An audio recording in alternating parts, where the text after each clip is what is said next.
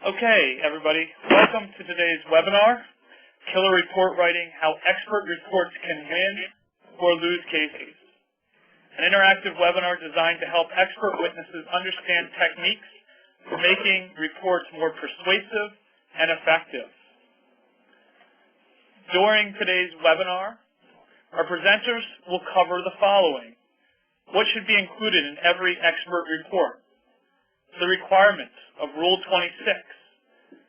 How attorneys use experts' reports during the life of a case, and specific techniques for making your reports more persuasive and effective. Today's presenters are Craig Heidemann and Nathan Duncan. Mr. Heidemann is a shareholder at Douglas, Haun Heidemann.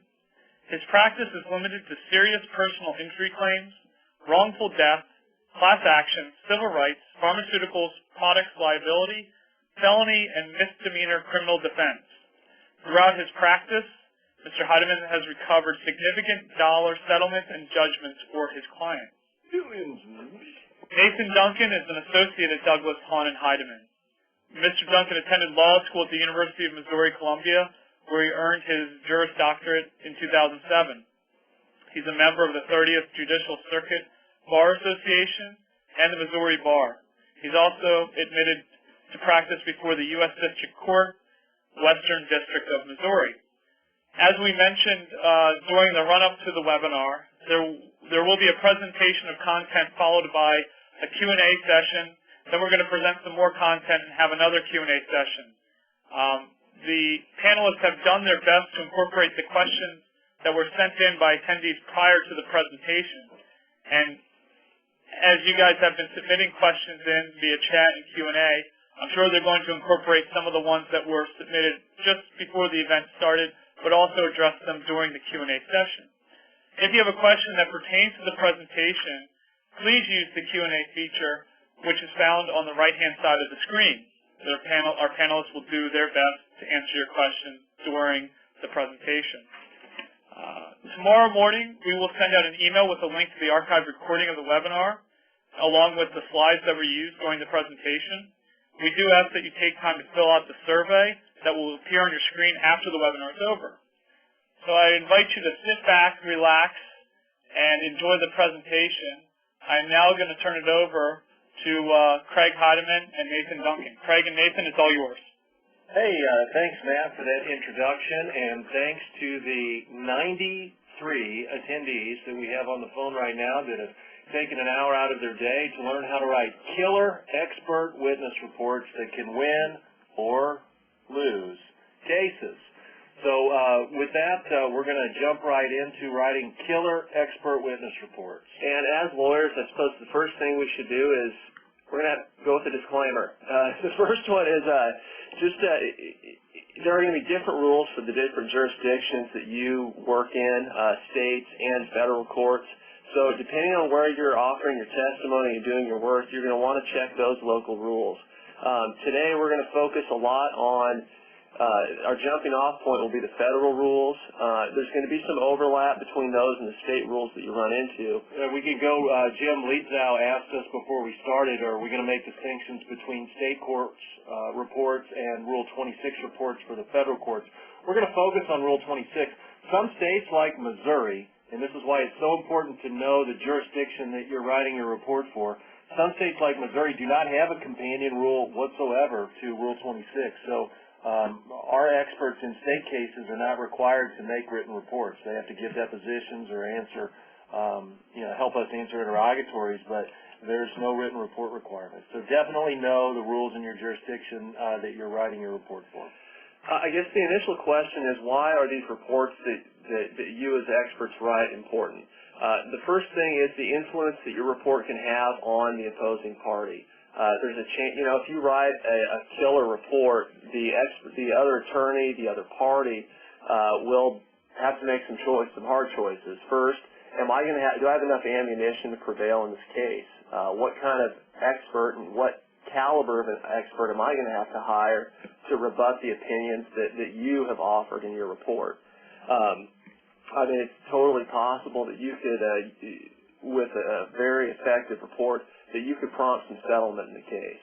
So your expert witness report could really influence the other party in the ultimate outcome of the case.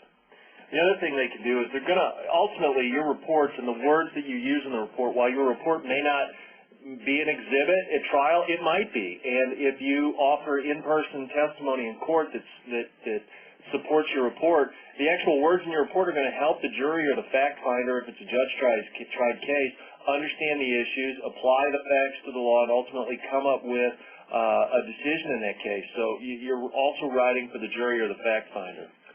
Other reason these are important, your reports allow the attorneys and the court to limit the issues that are in dispute at trial. If you, with your scientific or expert knowledge, are able to focus in on, this is what's really important here, what the attorneys discuss and the proof that's offered will be limited to, to address those issues. And that's important to understand because we as attorneys, we don't necessarily understand all of the scientific issues that are in play. We may think that there are many more issues than there actually are, and you as the expert witness, when you write your report, limiting them is just as important as having an opinion on them. So, the less we have to prove in many cases, the better we are. I guess one of the most important reasons reports are important, or should be to you, is that they affect your marketability as an expert witness. Craig and I were chatting beforehand that, if you write an excellent report, and just a fantastic report, but, we go to take your deposition, you're not the greatest live witness, there's still a chance that we're going to hire you in the future because your report, like we said, can have such a dramatic influence on the case. But the reverse is not true. If you write a crappy report that doesn't do anything to help us, you might be the greatest live witness in the world. We will never hire you again. Everybody that knows the world of expert witnesses understands what a motion for summary judgment is.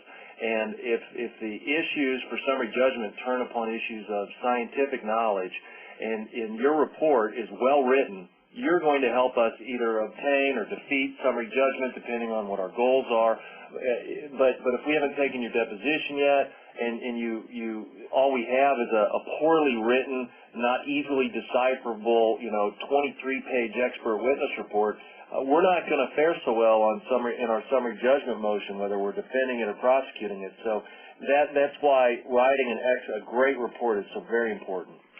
So today what we want to do is we want to break, how to write a killer report into two sections. We want to first talk about the substance of your reports, the meat of the report, what you're going to put in there. And then also we're going to talk later about some of the style aspects, the things you can do to make it make your report more effective. And by style, we don't necessarily mean single-spaced, double-spaced. We're just talking about the overall flavor, so to speak, that you put into the report. All right, so there are two, and these are federal rules that we're going to use to frame the substance of what you put into your report. This is the skeleton, and you've got to have a skeleton to start with. And not a lot of experts that we have encountered are doing this. This is our suggestion, and I think you guys out there and ladies out there that are listening, if you follow this and use this as the skeleton for your report, you're going to be ahead of the game, you're going to be avant-garde, you're going to be very marketable as an expert witness. And Edward just asked, can you elaborate on what makes for a crappy report? And I suppose my answer would be, these are the skeleton things that you need in there. So if your reports don't contain these essential elements, your report is going to be crappy. It's not going to be very effective. So the first rule we're going to talk about is the Federal Rule of Evidence, number 702. The second will be the one that you're probably more familiar with, which is 26A2B, and that's the rule that deals specifically with the reports that you prepare. All of the experts know about Rule 26, but too many of them forget about Rule 702. Rule 702 is where Daubert challenges are launched from. It's the springboard for launching a reliability Daubert motion.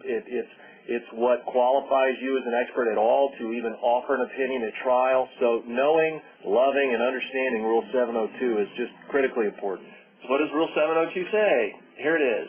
And I've underlined the most important things and important elements of Rule 702.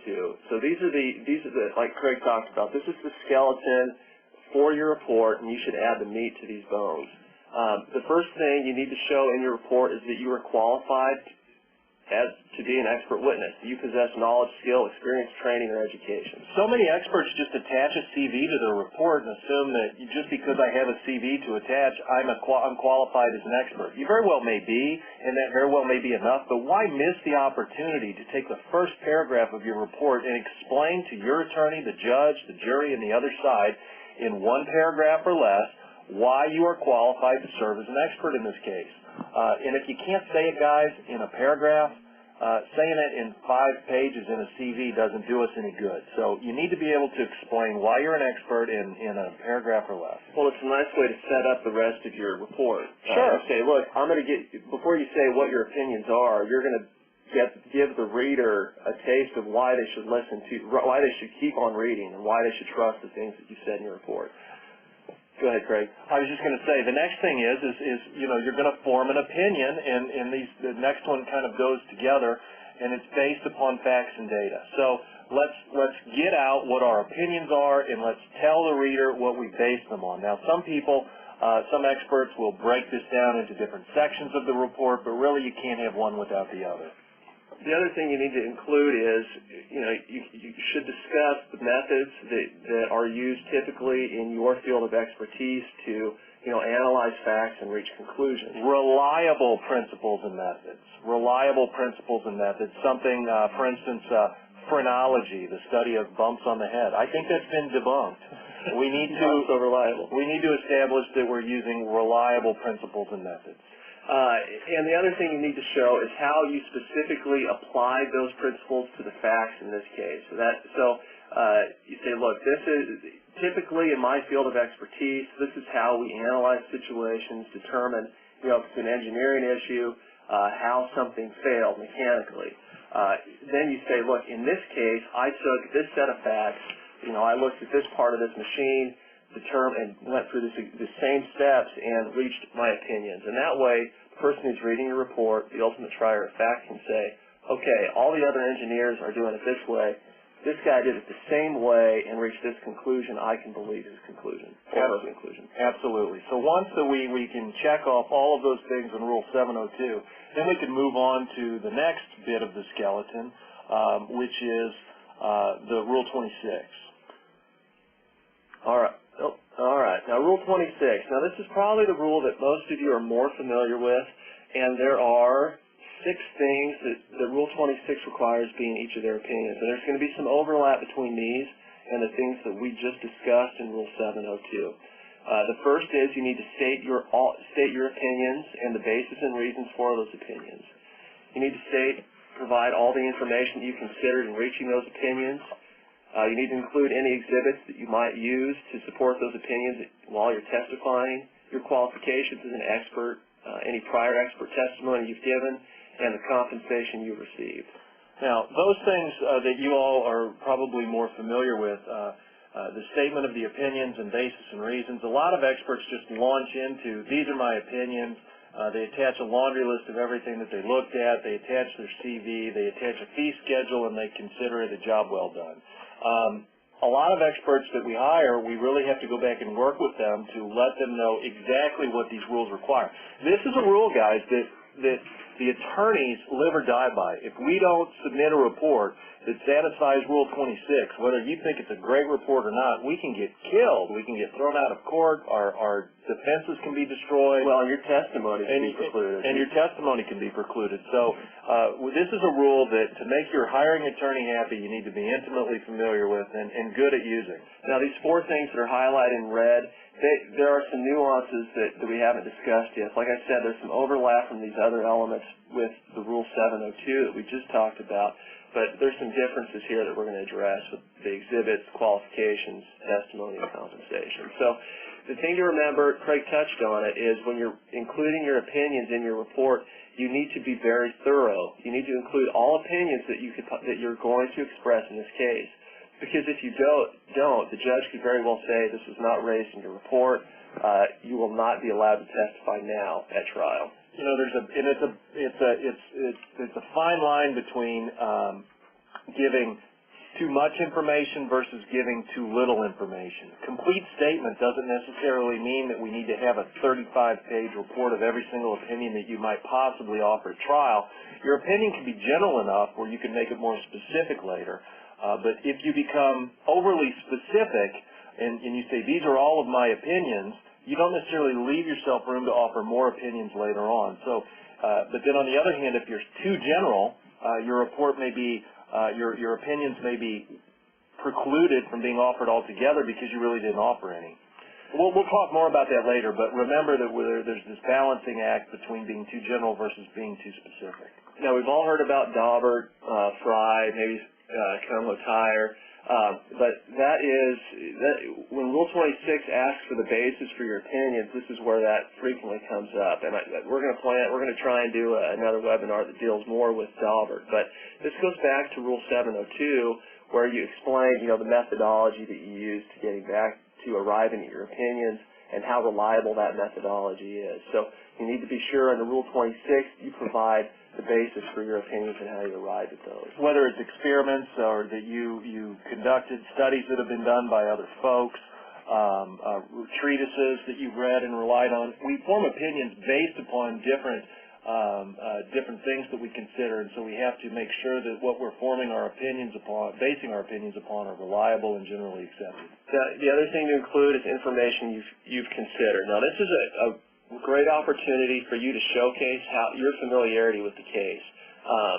We have a case that's actually getting pretty close to trial, but I was talking to one of our experts yesterday, and he took issue with the opposing expert's opinion because he did not consider a very important fact of the case. Our client had suffered a stroke and had his shoulder frozen in place so that when somebody moved his arm, it caused a severe injury. It broke a spiral fracture to his arm. Yeah, the other expert said, moving his arm behind his back, that clearly wouldn't have caused the spiral fracture, but his report said nothing about the frozen shoulder. There's no evidence that he even took that into consideration when arriving at his opinion. So when we get to trial, we're going to move to preclude that other expert's testimony about anything having to do with the frozen shoulder because he didn't put it in his report. It means he has no opinion on it. So, in effect, the expert has unwittingly cut the legs off of the defense's case by not writing down that he, in fact, considered the frozen shoulder. He very well may have, but because he didn't write it in his report, he's not going to get to testify about it. There's a lot of information we typically use to arrive at our opinions. Depositions, documents that people receive in response to requests for production. The pleadings can help you in obtaining that information. Going out, doing a site visit, doing some destructive testing. All those things, if you consult any of that in the process of arriving at your opinions, you need to include that in your report. So that you're aware of what all is out there, you always need to talk to the lawyer. You might not necessarily know what the universe of data is that you could even consider if you wanted to. Likewise, the attorney may not want to pay you to consider the universe of data that's out there. They may really want to try and focus you in on certain bits of information. Now, you need to be clear in talking to the lawyer, look, if you don't let me see this, if you don't let me read it, if you don't pay me to do this work, I'm going to say, look, this other information's out there. My opinion may change if my attorney decides not to be so cheap and let me read all the depositions that have been taken in the case. Well, the other thing is you as experts are qualified. You have a great idea of what will be out there, especially in a particular field. If you know a certain industry generates reports, as a matter of course, the attorney may not know that. Yeah, so you can say, hey, go get these reports. Engineers specifically, the drawings, the call-outs, the shop drawings, different things that are out there in the design and manufacture of products, you're going to have a better idea many times than the attorney of. You may need to say, hey, look, I need this. Go get it for me. Then I'll write my report. So you need to help them decide what information they can go get for you to help you do your job more effectively. And one of the things Rule 26 requires that, I've seen a lot of experts and even attorneys forget is that you have to include any exhibits that you're going to use to summarize your opinions or to support them. As you approach trial, supplementing your report is often done, and that's the time when you need to say, look, I'm going to use this exhibit. Say you're a handwriting expert, and you're going to have a big blow-up showing how this document was signed by the person that claims to have signed it or not signed by the person who claims to have signed it. You need to have a summary of that exhibit because you're going to use that to support your opinion to show where the different arches vary, et cetera, or are the same. So don't forget to do that. Remind your attorney, because the attorney forgets that as well. The other thing, and this is some overlap, but you do need to include your qualifications.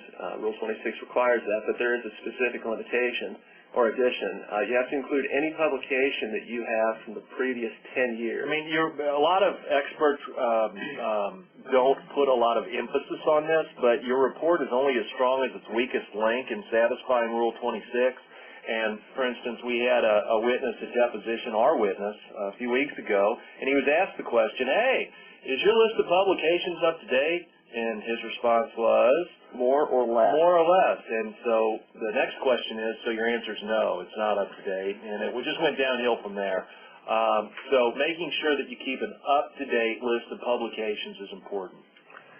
All right. The other thing is you need to include your work from the last 4 years as an expert witness. Now, this isn't all cases where you've been retained as an expert witness. There's a distinction here. Testifying cases only, where you've testified at trial or by deposition, not just cases that you've been called upon to evaluate, only cases that you've actually testified in. Some experts put everything on there.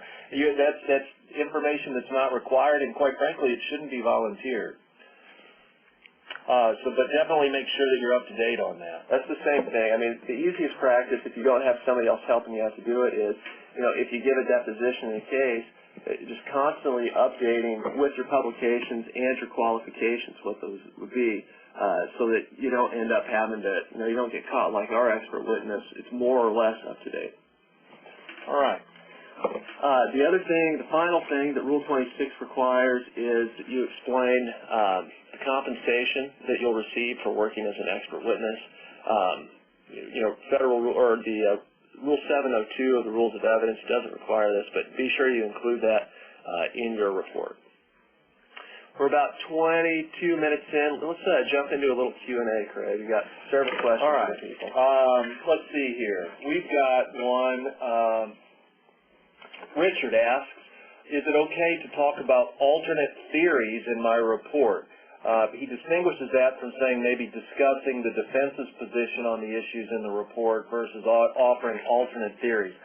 I tell you what, without a little bit more specificity, I think my answer has to be no. We're not going to discuss alternate theories unless an attorney asks us to discuss them. We don't want to let the other side know about ways that they might deflect liability or blame if you're the plaintiff, or give the other side the idea of a defense to raise. Let's use the example of our expert witness recently, Nathan, where he offered alternate theories of negligence on behalf of people that actually weren't defendants in the case. Talk about that for just a second. Dr. Kirkham with the... Oh, right. We had it's a police brutality case, and our expert rendered the opinion that, that law enforcement officer A, B, and C caused or contributed to cause our client to die. Then he went on to say, and by the way, officers D, E, and F, they were also negligent when they they took too long. They shouldn't have run up to get the CPR mask. They should have dived right on in.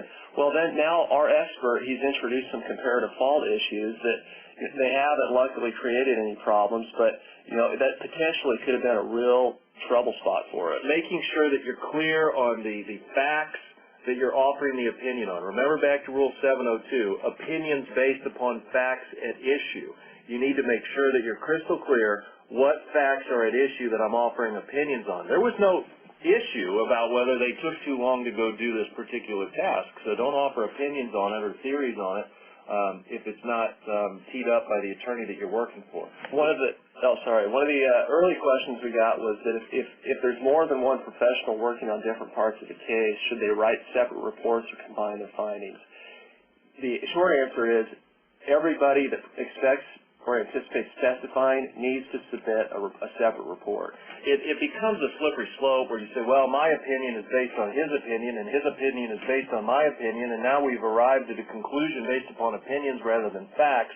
Having the separate reports gives you a little bit more traction, where you say, look, I'm of the opinion of this because somebody else has determined this based on separate facts. it just gives you, it just buys you a little bit more separation. Patrick Rafferty asks if it's advisable to have a specific section that lays out the opinions or just incorporate those with the rest of the court. I think it's a stylistic decision. I've seen it done several ways. You know, some experts like to say, look, these are the opinions that I'm going to explain, A, B, and C. In very short, cursory form. And then we'll develop those later with the methodology for how that expert arrived at those opinions. The other way is, you know, you have a paragraph A. This is my opinion, develop paragraph A, or opinion A, then move to opinion B and C and so on. My favorite way is where you're just telling a story, where you start at the beginning and you say, look, this happened because it says so in the deposition, and he either was careful or screwed up in that, and then they just lay it out because it's generally accepted that it's done this way based upon, hey, let's look at these learned treatises, etc. In that way, you're just telling a story. Lawyers are storytellers, and a good expert witness writing a great report needs to be a storyteller no matter what format you choose to put your opinions in. Now, right, and I don't know that there's an absolute right answer to that question, Patrick. It's a stylistic thing. I'm more of an organized guy. I would prefer, I like the opinion A developed and opinion B and telling the story along the way. So, different ways to go about doing it, for sure. Couple more. Richard, let's see here. Chuck. Chuck, we're going to get to you a little bit more later. He said, I was too good. I wrote such a killer report that they said I was too qualified and they kept out my report. We're going to talk about this a little bit later, about as we develop our reports and we comply with the rules, crossing the line between advocacy and science. So, Chuck, we're going to get to you. Don't think that we forgot about you, but we're going to discuss some of those issues later on. Someone asked about how you find out what those local rules are that we talked about at the very beginning of the presentation. Your best resource is going to be the lawyer that hired you. Absolutely. I mean, it is their 100% responsibility to make sure that you know exactly what you're being hired to do. The attorney is the expert on the applicable law for that case, and in fact, you don't take it upon yourself to research that and figure out what it is. Ask the lawyer, say, lawyer, what are my rules? Can I write a report? What are the applicable standards here? And anybody that's heard Nathan and I do these webinars on experts before, you know that we constantly preach, you do not send a draft report to an attorney to edit, review, change, approve, etc. You write your report. So the last thing that you want is you write your report up, you send it to your attorney, and he says, man, this doesn't satisfy the rules, go back and do it again. Your report is discoverable. Your drafts report is discoverable. You have to give that to the other side, and now the other side has this ammunition that you didn't really know what you were supposed to do. You couldn't write a report that satisfied the rules. Therefore, you're not a very good expert. Therefore, if you're not a very good expert, you must not have very reliable opinions. Therefore, the jury shouldn't listen to you. So making sure that you know what's expected of you is just critical. Nothing wrong with asking the attorney and him telling you how to do it up front. Just get it right the first time. And, that goes into what one of our other participants has asked is, what if the lawyer asks you to use that lawyer's words within your report? No. Don't do it. Perhaps if there's some grammatical or stylistic things they suggest, you might say, I will take those into consideration, but it could jeopardize your credibility as an expert witness if the opposing attorney says, hey, did you write who came up with this statement? You or your lawyer? It was Jamil. Jamil, are those your words, or did your attorney, Haun Heidemann tell you to say that? Right. It needs to be your words. I mean, nothing wrong with taking suggestions, I suppose, as long as you're making the decision on whether or not they're accurate. Richard asked if it would be appropriate after he has read through the documents and formed his opinions to talk to the lawyer before writing the report. I think that'd be in general terms, I don't have a problem with that, saying I'm going to write a report and this is what it's going to say. Is there anything else I need to do? In deposition, Richard, anything that you discuss with your hiring attorney is going to be discoverable. Most experts have memory loss when asked, what did you discuss with the attorney before you wrote your report? I don't know. I don't remember. Really? Okay. But yet you're a fabulous, internationally recognized molecular biologist, and you don't remember what it is. Can't remember the conversation you had 4 weeks ago. You know, discussing it in general terms, I have no problem with. But you want to be aware, because if I'm the one cross-examining you, what I will be trying to do is prove that that conversation affected the opinion that you rendered in the report. As an attorney attacking an expert at deposition, I want to show that the attorney put the words in your mouth. I want to show that those are the attorney's words and not yours, and therefore you're not to be believed. So keep that in mind as you're writing your report. We're going to talk about writing a defensible report as we jump back into this. All right. And we'll do one more question. You have one over there written down, Craig?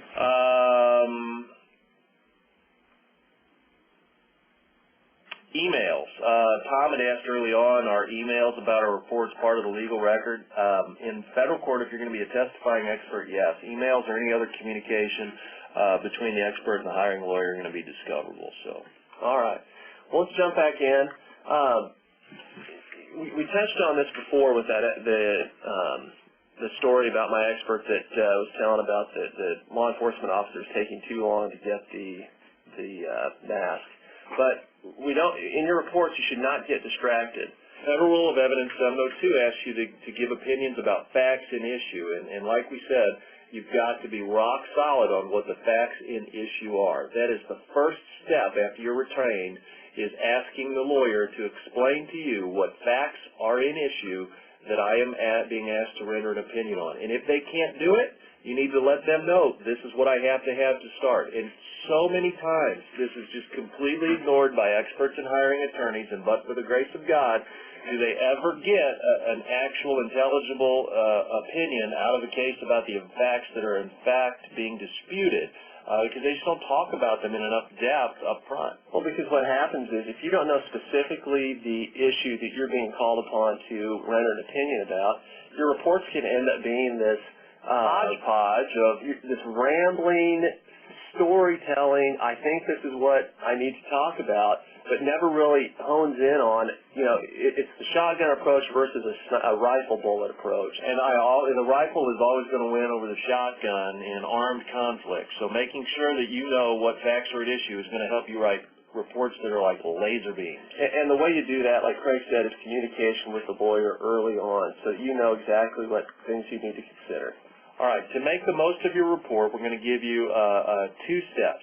Think about your opponent's weaknesses when you're writing a report. Not just offering the opinions on the facts at issue, but what are the weaknesses of the opponent's case?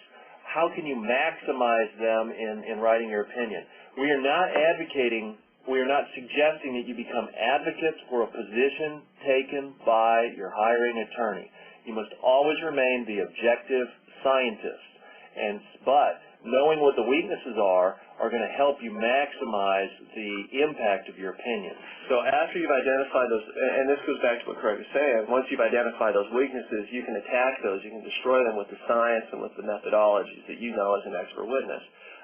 This is very helpful if you are responding, if you're the second witness, I guess, you're responding to the first expert's opinion. Yeah, for defense witnesses particularly, a lot of you on the line may work for defense firms more than plaintiffs' firms. You're familiar with this, identifying your opponent's weaknesses. But what we mean to also suggest is for you that are testifying on behalf of the plaintiff, where you're the first one in to submit a report, knowing what the weaknesses are in the opponent's case are going to help you. For instance, we have a case where the expert that we hired, the issue is so narrow, he knew ahead of time when we hired him who the expert witness was that the other side was going to hire. He'd been up against him a bajillion times, and he knew what the weaknesses of that witness's opinions were going to be, and he addressed them up front before the other side even raised them. And that he wrote literally a killer report.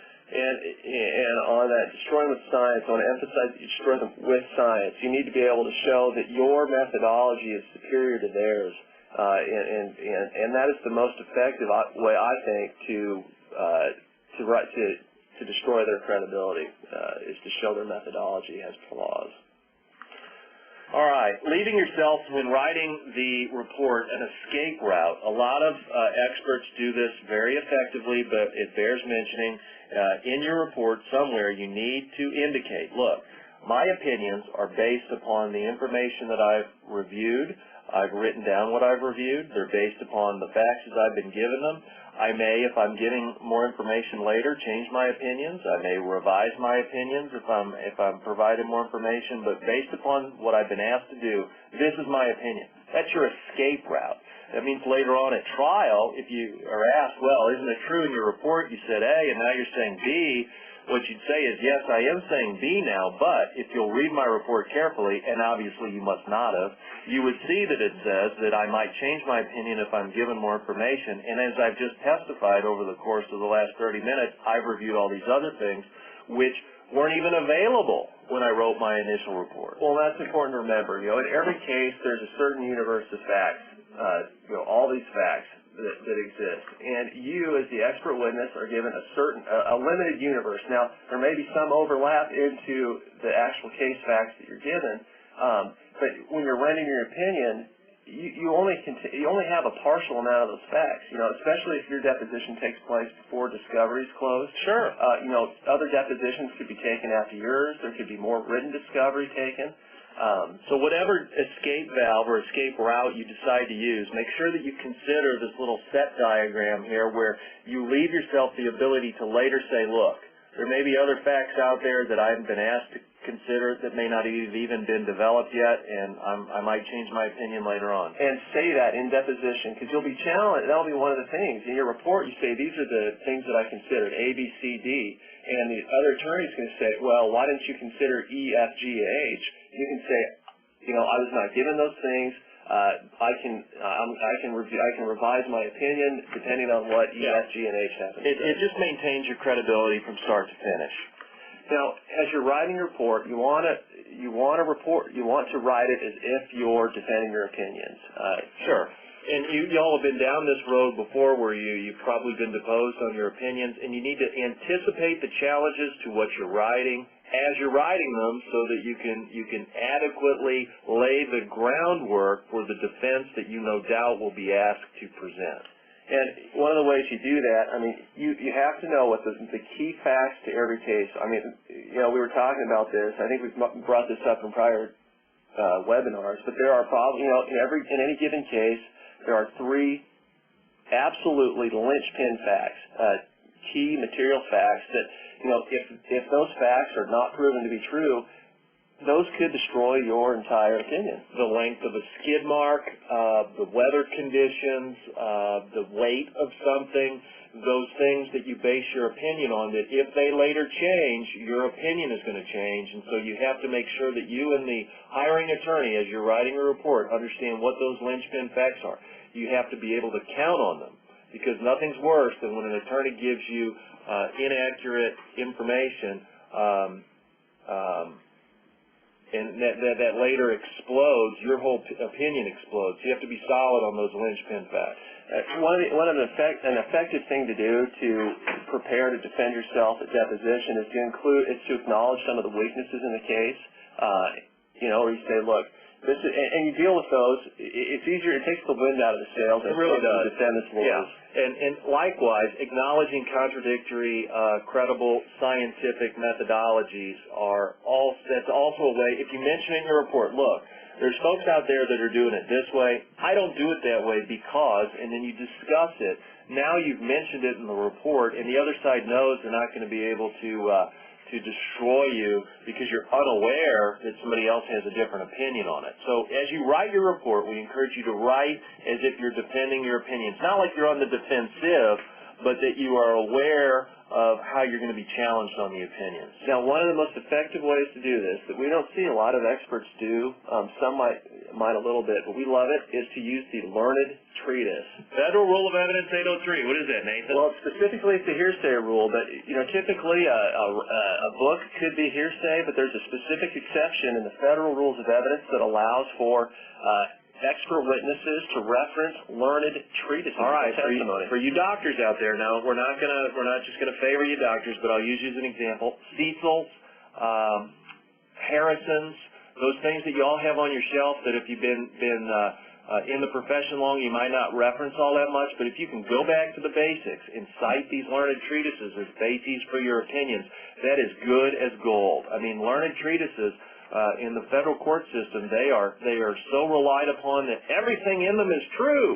Now, you know that's not the case, but for lawyers, it's as if it's written down in one of these reference books, it's true. Well, and it's very persuasive with the jury. If I can, if in the course of my examination of my expert witness, I can get the expert witness to talk about this, widely recognized authoritative text, the jury's going to say, well, if it's in writing, it's got to be true, right? Everything on the Internet's true, right, Craig? And if you base your opinion on that, then it must be true. So use them. I mean, a lot of times they're overlooked, but we really encourage you in your reports, if you're an engineer and there's tables of different things, citing different books that are generally relied upon by others in your profession, that's going to give you more persuasive authority in your report. All right, well, let's jump into the style. I like that. That just makes me feel style.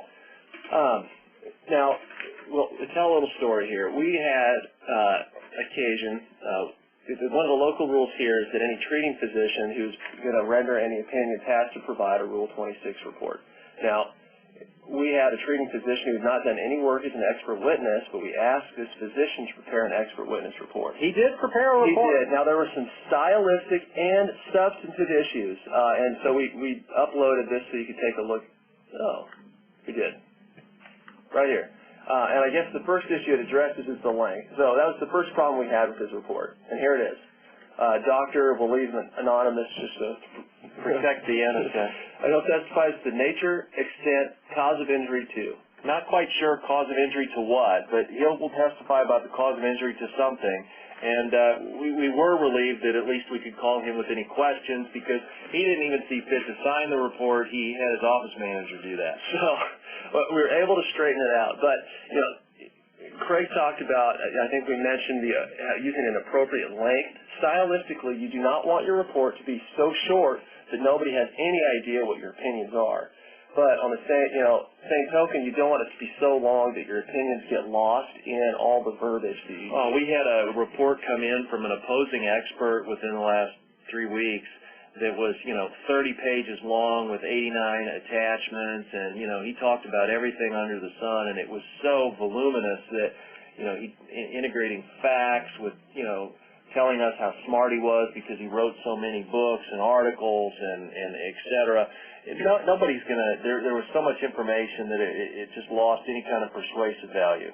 So it's a balancing act. You don't want it to be so short that, we have the same problem that we ran into where the court could say, look, you were so broad that we're not going to allow you to testify because nobody had any idea what your opinions were. But you also don't want it to be so long and so dense that people reading it can't figure out what your opinions are. And oftentimes, if you have any questions about whether it's too long or too short, have your wife read it. Have somebody else read it. Let somebody that is disinterested read it, let them know what the issues are, and let them tell you. Because ultimately, you're writing for somebody that doesn't know anything about the case. And that's who you want to impress your opinions upon. All right, so the second general concern that we want to deal with in our styles has to do with the grammar and punctuation you use. Now, not all of you may be English majors, but we're going to have a little test here. This is a picture we pulled off the internet, but this should. Okay, let's do this. Everybody that's listening in, look at it. Now, those of you that bothers, raise your hand. And for those of you that didn't raise your hands, look at it some more. It should bother you. And if it doesn't, you need to have a good proofreader. Proofreader when you're writing your report. There is no possessive object of that particular sentence.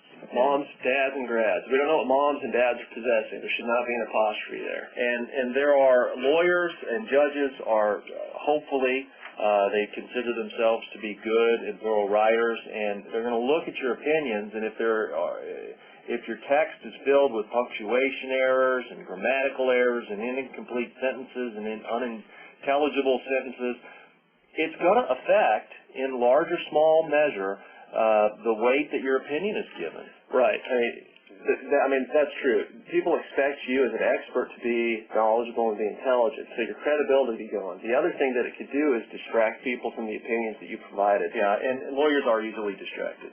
Well, yeah, I mean, we have sat and laughed at some grammatical errors in documents up in our office. Not that we haven't made our own, because of course we have. Absolutely. And I suppose, what also would fall into this are typographical errors. So like Craig said, if this didn't bother you, have somebody review it. But that doesn't apply just to people that this didn't bother. I mean, it's a good idea to have a fresh set of eyes, look at something you've written, to look at, look out for any errors that might be. No matter what your time pressures are, always make sure that your reports, before they go out in their final form, are proofread by somebody other than you.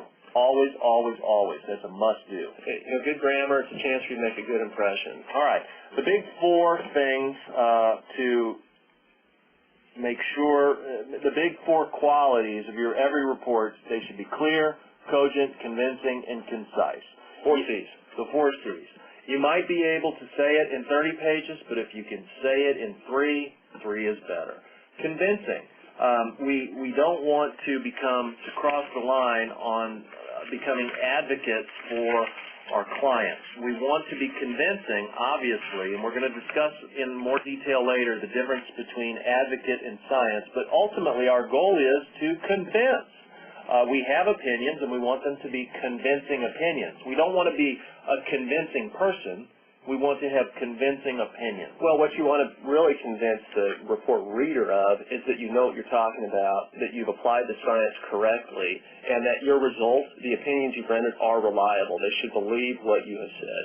And that kind of goes along with, in order to do that, you need to write clearly. You need to make sure that the who, what, where, when, and why, topic sentences, all of those basic things. There's a book out there called the Rules for Writers. That's an excellent book that applies to writing in general, being able to write clearly. The upside-down pyramid of paragraphs where we start out with a subject and we support it with premises. That's going to make you a clear writer.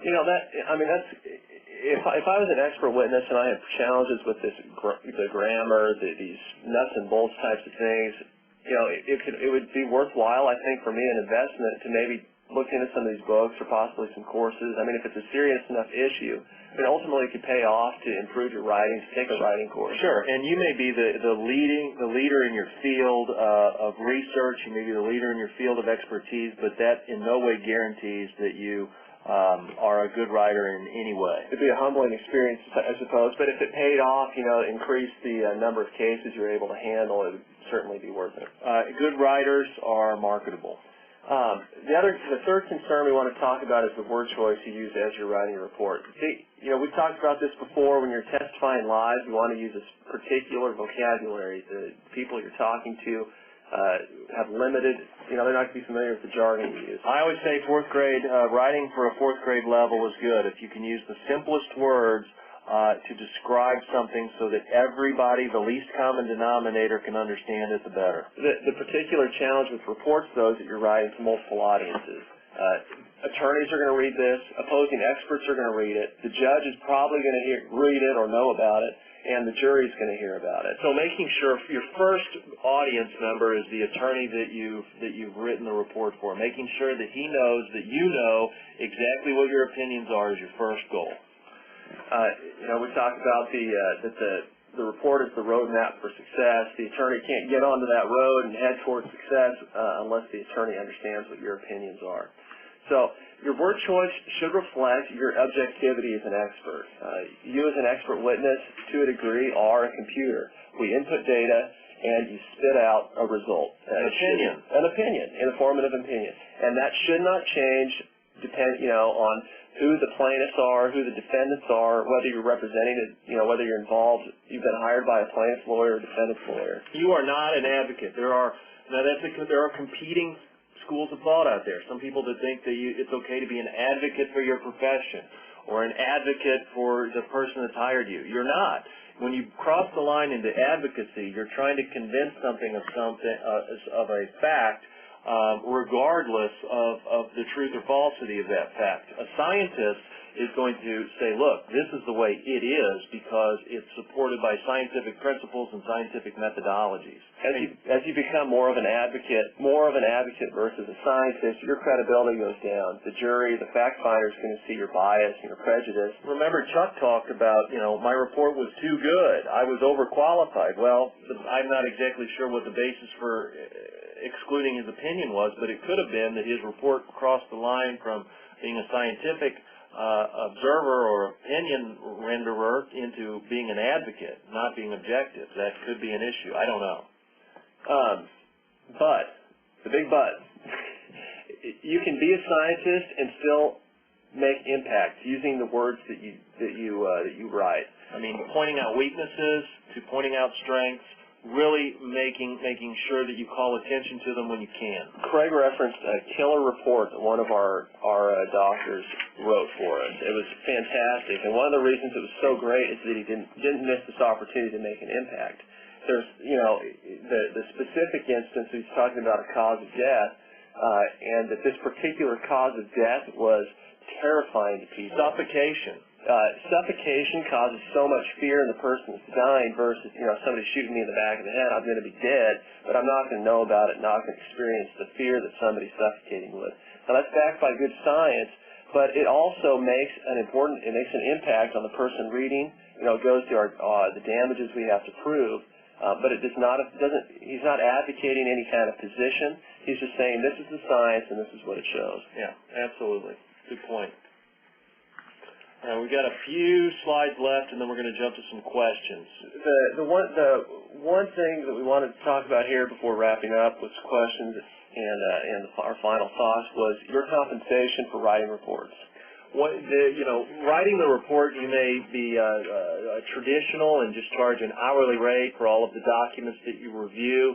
And then you charge for your time in writing the report, and you might charge a lower or higher rate than what you might charge for testifying at trial. But report writing is an excellent opportunity if you wanted to test out a flat fee structure. You probably have a general idea of the amount of time that you've spent in the past writing reports and reviewing documents, and for an average case, you might have an opportunity to compensate yourself for your efficiency. Many attorneys would not squawk too hard about paying you a flat fee of $2,000, $2,500 for reviewing as many documents as they want to send you and writing a report. And, if you're only going to write an average 3-4 page report, how long is that really going to take you? So take advantage of what the market will bear and possibly considering a flat fee structure in charging for writing your reports. But, that will all depend on how efficient you are, how quick you are. Some people write slower than others. If you're not that efficient, a flat fee structure might not work for you.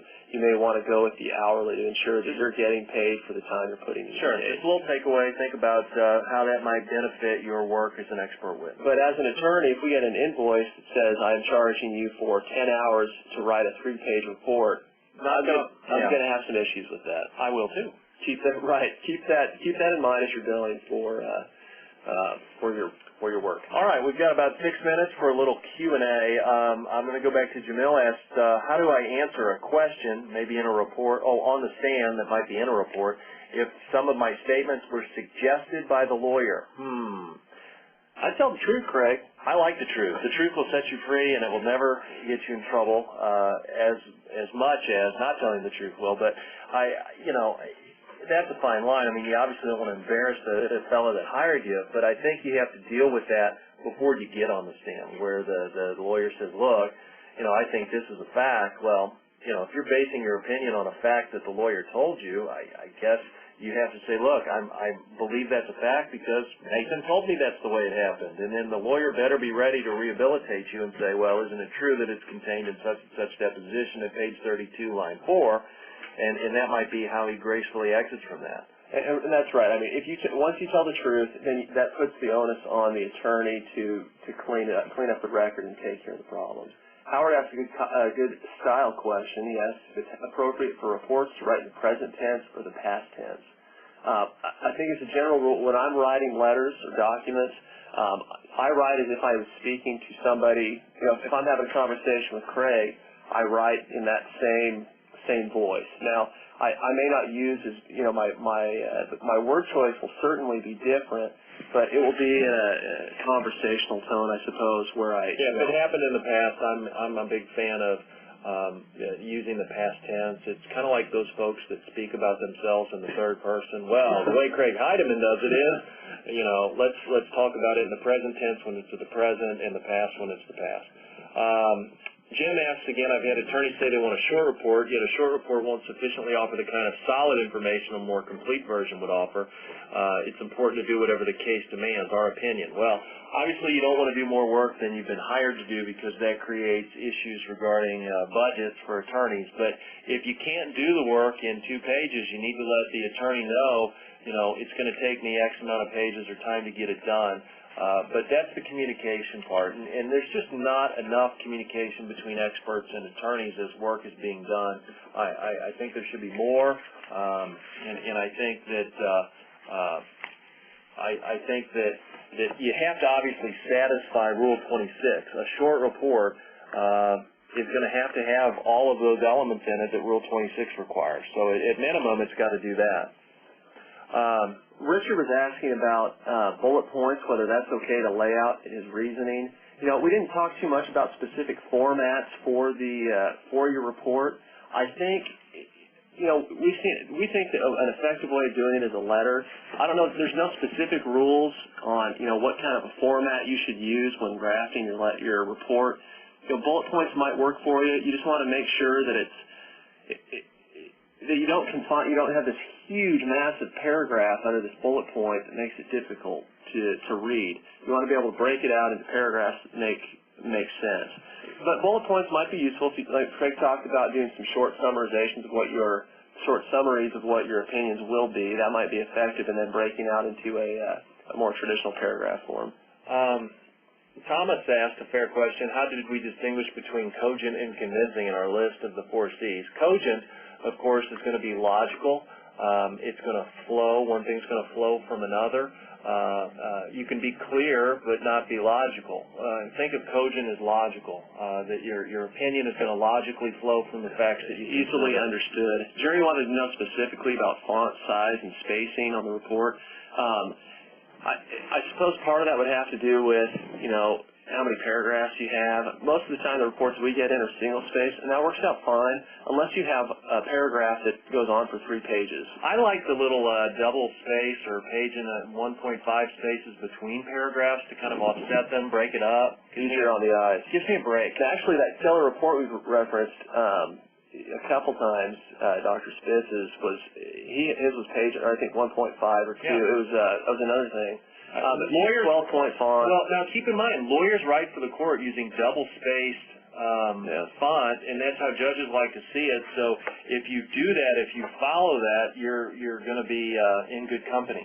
Absolutely, especially if your report's attached an exhibit and you want the judge ultimately could read that. You don't want the judge to be straining through your report to figure out what you've written. There is also, let's see here, we've got one more question I think we've got time to take down here. Budgeting for writing these killer reports. That is a great question. It's difficult to do, but in order to do your job as an expert, whether you're writing a report, offering a testimony at trial, reviewing documents as a consulting expert, you've got to know how to effectively budget your time, because the days of a free reign as an expert witness in 90% of most cases to spend whatever you want are over. And you have to be able to effectively budget your time to get the work done. There are some proposed changes to Rule 26 that might affect whether your draft reports are discoverable. It'll be interesting to see what's ultimately decided on that issue. I'm against it. I think that if you're going to offer objective testimony, that everything that you do it needs to be scrutinized, for lack of a better word, because there are lawyers and experts out there that will put their heads together and maybe not offer the most unbiased opinions on the facts. You know what I mean? Yeah. What's your opinion on it? I mean, I can see the reason for it, but I think we want to protect. I think you want to protect the expert who's working on developing a good report, from getting, from being attacked if there's some things that, some minor errors. The best experts out there that know what the rules are, they write excellent reports without any assistance from me as an attorney whatsoever. I don't know. I guess there's the good and the bad. The good, you get to see if anybody has influenced the report. The bad is that you as experts might be real hesitant on what you're doing with your draft. So I think we've reached the end of our hour. I hope that we've done a good job of answering most of the questions that were asked. And if anybody has any additional questions, feel free to contact us by email directly. Nathan's email is Duncan at bolivarlaw.com. Mine's Heidemann@bolivarlaw.com. We'd be happy to answer any questions that you had that we didn't get to offline. Just remember, the keys for you to remember, if you're going to write a killer report, make sure you have both a good balance of the substance and style, have good command of the facts, use appropriate length and grammar, make sure you include good and bad facts in your report, and you can, with your report, influence the outcome of the case. So good luck in good luck with your report writing. Thanks, Matt. Thanks, guys, and thank you to everybody who attended today. Your questions were great, and everything else was good. We would like to say that we will be sending out a link to the archive recording of this webinar probably tomorrow morning. The archive recording will also be posted in the Knowledge Center of our website. If you have any follow-up questions or comments, please email me at mhyde@tasanet.com. We will be sending out the PowerPoint presentation that was used, and I will also send out Craig and Nathan's email address so that you can contact them with any questions. Thank you again for joining us, and please look for an email in the future for our next expert webinar. Thank you again, and Craig and Nathan, thank you again for another excellent presentation.